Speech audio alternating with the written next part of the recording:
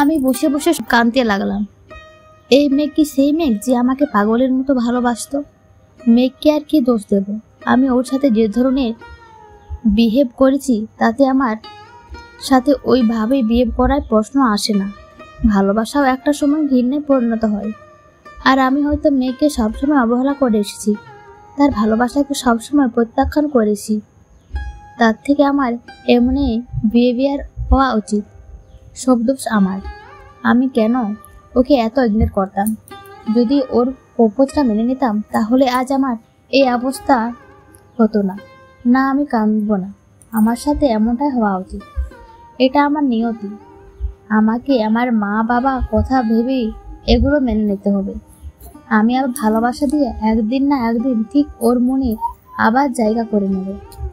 আমি চোখ মুছে ফার্স্ট কিডের বক্সটা খুলে বের করলাম। রক্তটা মুছে মলম লাগিয়ে একটা ওয়ান টাইম ব্যান্ডেজ লাগিয়ে নিলাম। হঠাৎ দরজা ঢোকা পড়লো। পেছন ঘুরতে দেখি মেঘের ছোট্ট বোন দাঁড়িয়ে আছে। মেঘের একটা মাত্র বোন, ওর নাম বৃষ্টি। বৃষ্টি কিভাবে ভেতরে আসতে বলবে না বুঝি? আমি হেসে গিয়ে বললাম, ওই তো। ও মা, রুমে আসতে পারমিশন নিতে হবে না, সোজা চলে আসবে। আমি আসতে তোমার নিয়মের কোনো পরিবর্তন হবে না। কথাগুলো বলতে বলতে বৃষ্টিকে টেনে এনে সোফায় বসালাম। তারপর দুজনেই হেসে দিলাম। বৃষ্টি আমার কপালের দিকে তাকিয়ে অবাক হয়ে গেল। বৃষ্টি, ভাবি তোমার কপালে কি হয়েছে? আমি চুল দিয়ে ঢেকে বললাম, ক্ষতটা অর্থ অর্থ না, কিছু না, পড়ে গিয়ে একটু কেটে গেছে আর কি। বৃষ্টি, কি কিছু না, আজকেই তোমাকে ব্যথা পেতে গেল। একটু পরে সব মেহমানরা আসতে শুরু করবে। তোমার বাড়ি থেকেও তো সবাই আসবে। আর ওরা এসে যদি তোমার কপালের কাঁটা দেখে তাহলে ভাববে তুমি আসতে না আসতেই আমরা তোমার উপর অত্যাচার করে দিয়েছি। ওর কথা শুনে আমি হেসে দিলাম। আমার সাথে বৃষ্টিও হেসে দিল। তারপর আমার হাতে কতগুলো ব্যাগ ধরিয়ে দিল। বৃষ্টি, ভাবি এইগুলো মা পাঠিয়েছে আজকে পড়ার জন্য। একটু পর আমি এসে তোমাকে সাজিয়ে দেব। তোর সাজতে হবে না, উনি নিজে আটা ময়দা মাখতে এক্সপার্ট। কথাটা বলেই আমার দরজার দিকে তাকালাম। মেঘ দাঁড়িয়ে আছে। বৃষ্টি একটু হেসে দিল। বৃষ্টি, ভাইয়া তুই মেয়েদের কথার মধ্যে কথা বলবি না। ভাবি নিচে চলো, সবার সাথে পরিচয় করিয়ে দিই। কথাগুলো বলে বৃষ্টি আমার হাত ধরে টানতে লাগলো। ওই তো। আরে বৃষ্টি, একটু দাঁড়াও বলে আমি হাত ছাড়িয়ে নিলাম। তারপর আয়নার সামনে গিয়ে কপালে ব্যান্ডেজটা খুলে নিলাম। কারণ ব্যান্ডেজ দেখলে নানান জনে নানান কথা বলবে। অল্প কেটেছি, তাও আবার চুল দিয়ে লুকানো যাবে এমন একটা জায়গা। তাই আমি চুল দিয়ে আবার লুকিয়ে নিলাম। সাথে সাথে মাথায় কাপড় নিলাম যাতে বোঝা না যায়। তারপর বৃষ্টির কাছে গিয়ে বললাম, ওই তো, এবার চলো। মেঘ আমার দিকে তাকিয়ে আছে। বৃষ্টি, বাহ ভাবি, চলো।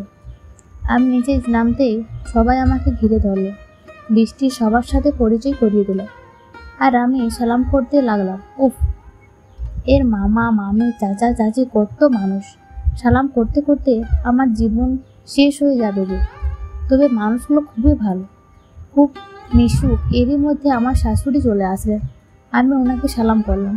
উনি আমার কোনো সমস্যা হচ্ছে কিনা জিজ্ঞেস করলেন।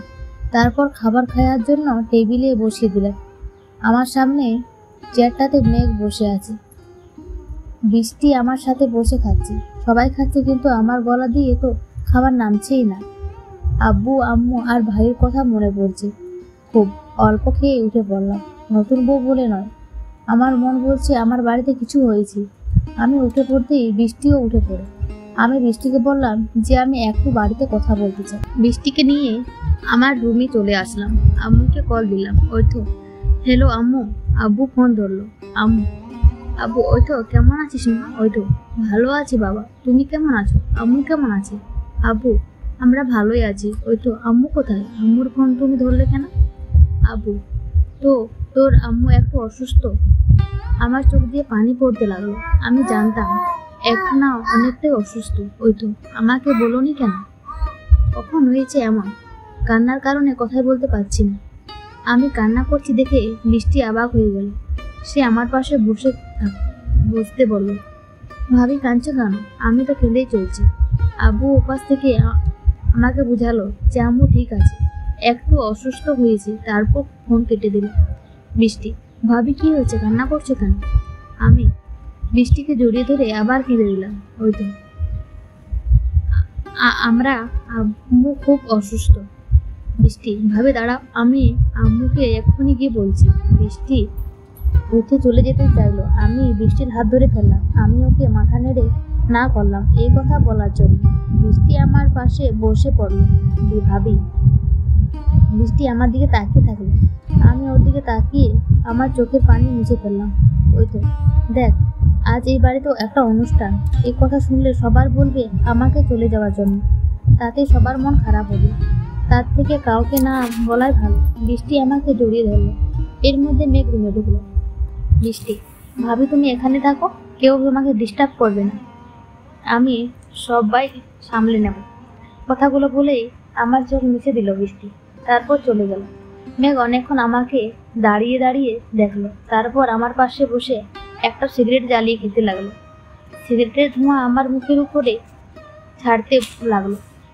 আমার শ্বাসকষ্ট নিতে কষ্ট হচ্ছিল, তাই ওখান থেকে উঠে গেলাম, বালকনিতে দাঁড়ালাম। আমার ভাগ্যটাই খারাপ, এমন একটা স্বামী পেলাম যে কিনা আমার কষ্টগুলো বুঝবেই না, উল্টো আমারই কষ্ট দেবে। বালকনিতে বসে আছি, হঠাৎ বৃষ্টি কয়েকজন মেয়ে নিয়ে এলো। ওরা আসতে মেঘ রুম থেকে বের হয়ে গেল। ওরা সবাই আমাকে সাজিয়ে দিল, বৃষ্টিও সাজলো। তারপর অন্যরা চলে গেল, ও বৃষ্টি গেল না, ও আমার পাশেই বসে থাকলো। আমি অনেকবার বললাম, তারপরেও গেল না। আমি একা থাকলে মন খারাপ করবে বলে একটু পর নিচে নামলাম, দেখি সবাই এসে গেছে। সবাই আমার সাথে ছবি তুলছে, কথা বলছে। হঠাৎ আমার চোখ গেল মেঘের উপর। অনেক সুন্দর লাগছে মেঘকে, মেরুন কালারের পাঞ্জাবি আর অসাধারণ লাগছে। মেঘ আমার পাশে এসে বসে। মেঘ, ওই বউ, কি হয়েছে তোমার? একটু হাসো না। ওই তো। মেঘ, কি ভাবছো? আমি মেঘের দিকে তাকিয়ে একটি দীর্ঘশ্বাস ফেললাম। ওই তো, না কিছু না। মেঘ মুচকি এসে, মেঘ, আমি কিন্তু ভেবে রেখেছি আজ রাতে কি কি হবে। আমি মেঘের দিকে থেকে চোখ সরিয়ে নিলাম। সবার আমার আর মেঘের ছবি তুলছে। এরই মধ্যে ভাইয়া আর আমার কাজিনটা চলে আসলো। বাবা আসেনি। আমি ভাইকে বললাম আজকে আমাকে সাথে নিয়ে যেতে, কিন্তু ভাইয়া বলল কালকে যেতে। সবাই চলে গেল। আমি রুমে এসে একটু শুয়ে পড়লাম। অনেক ক্লান্ত লাগছিল। বৃষ্টি এসেছিল, কিন্তু শুয়ে আছি বলে চলে গেল। আমার ননদটা খুব ভালো, জামাইটার মতো হারামি না।